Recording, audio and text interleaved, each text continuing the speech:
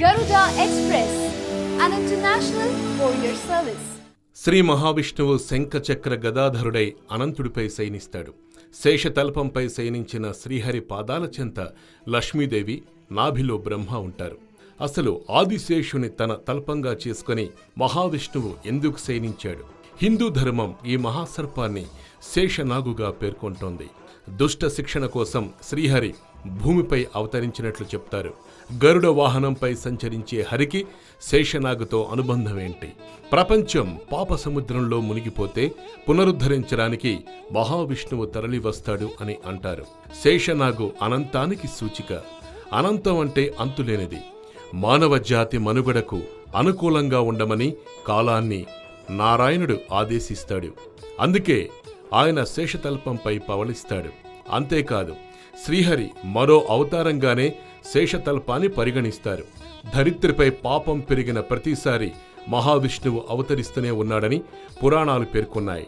హిందూ ధర్మం ప్రకారం శేషనాగు శ్రీ మహావిష్ణువుకి చెందిన ఒక శక్తి. అందుకే విష్ణుమూర్తి తనకు చెందిన శక్తిపైనే శయనిస్తాడు. శేషనాగులో నవగ్రహాలు కలిగి ఉండి విష్ణుమూర్తిని ఆరాధిస్తుంటుంది. అందుకే ఈ విశ్వాన్ని సంరక్షించేందుకు విష్ణుమూర్తి నవగ్రహాలకు నిలయమైన శేషనాగుపై శయనిస్తారట. ఇది శయన తలపంలాగే కాదు, విష్ణువుకు రక్షణగానూ ఉంటుంది.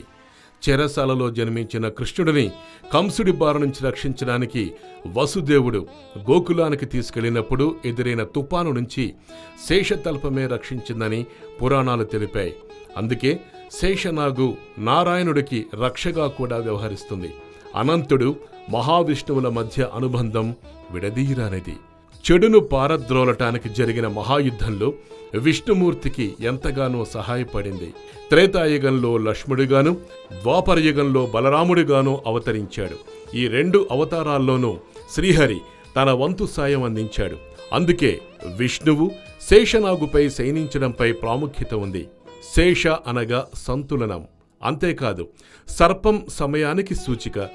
శేషతల్పంపై శ్రీ మహావిష్ణువు శయనిస్తున్నారంటే దేనికి అతీతం కాకుండా సమయాన్ని తన ఆధీనంలోకి తెచ్చుకున్నారని అర్థం. ఈ కథనం గనక మీకు నచ్చినట్లయితే please subscribe Yoyo TV channel.